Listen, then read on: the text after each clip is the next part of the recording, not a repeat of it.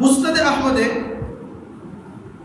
26,459 নম্বর হাদিস দুর্বল সূত্রে বর্ণিত যে হাফসা রাসূল করিম সাল্লাল্লাহু আলাইহি ওয়াসাল্লামের স্ত্রী ওমর রাদিয়াল্লাহু তাআলার কন্যা হাফসা রাদিয়াল্লাহু তাআলা আনহা থেকে বর্ণিত আছে, তিনি বলেন যে আরবাউন লাম ইয়াকুন ইয়াদাউন নবী সাল্লাল্লাহু আলাইহি ওয়াসাল্লাম, যে চারটি আমল এমন আছে যা নবী আলাইহিস সালাম ছাড়তেন না। তো বিবিরা যখন বর্ণনা দেয় তার মানে অবশ্যই সেটা সুনিশ্চিত। এক নম্বর হলো সিয়াম আশুরা, যে আশুরার রোজা নবী আলাইহিস সালাম ছাড়তেন না, পালন করতেন। দুই নম্বর ওয়াল আশর, এই যে আশারুল হিজ্জা জিলহজ মাসের প্রথম 10 তারিখের ইবাদত আল্লাহ রাসূল কি করতেন না, ছাড়তেন না। তিন নম্বর হলো সালাসা আইয়ামিন মিন কুল্লি শাহর, যে প্রত্যেক মাসে 3 দিন রোজা রাখা, সেটা ওই 13, 14, 15 হতে পারে কিংবা পুরো মাসে যে কোনো 3 দিন হতে পারে, যে 3 দিন রোজা রাখতেন। আর হলো রাকাতাইন ক্বাবলা আল-গাদাত, অর্থাৎ ফজরের নামাজের পূর্বে 2 রাকাত সুন্নাত। অন্যান্য সুন্নাত কোনো সময় হয়তো এদিক সেদিক হতে পারে, ছুটে যেতে পারে, কিন্তু ফজরের 2 রাকাত সুন্নাত কখনো কি করতেন না, ছাড়তেন না।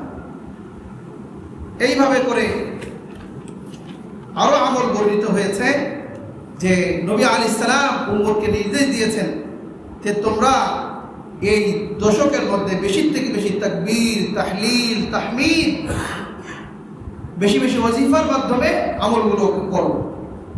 যেমন মুসনাদে আহমদের 6254 নম্বর হাদিস, মুসান্নাফ ইবনে আবি শাইবাতে এসেছে, عن ابن عمر رضي الله تعالى عنهما عن النبي صلى الله عليه وسلم قال ما من أيام أعظم عند الله ولا أحب إليه العمل فيهن من هذه الأيام العشر। এর মর্ম পূর্বে গিয়েছে যে অন্যান্য দিনের চাইতে এই দশকের আমল আল্লাহ তাআলার নিকটে বেশি আযম, বেশি প্রিয়, বেশি মর্যাদাপূর্ণ। তো নবী আলাইহিস সালাম শেষে বললেন যে ফাকসিরু ফীহিন্না মিনাত তাহলিল ওয়াত তাকবীর, যে চাই তাই এই দিনগুলোতে তোমরা বেশি থেকে বেশি লা ইলাহা ইল্লাল্লাহ, আল্লাহু আকবার, এইভাবে তাসবিহ তাহলিল পাঠ করো। সুবহানাল্লাহ। নবী আলাইহিস সালাম আমাদেরকে আমল করে দিলেন, এজন্য যে সাহাবায়ে কেরামরা এগুলো আমল করতেন।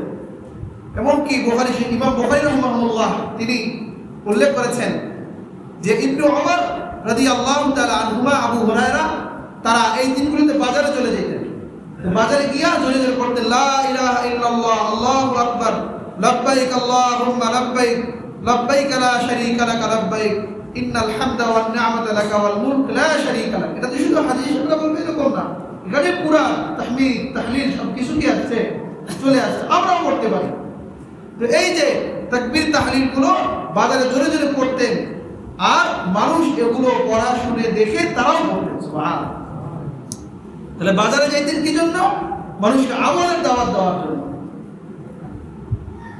সাহাবায়ে কেরামরা বাজারে যাইতেন বেশি বেশি সালামের প্রচার প্রসার করার জন্য, কারণ রাস্তাঘাটে তো অত মানুষ পাওয়া যাবে না, কিন্তু বাজারে বহুত মানুষ। তাহলে আমলের প্রতি তারা কি পরিমাণ উৎসাহী ছিলেন।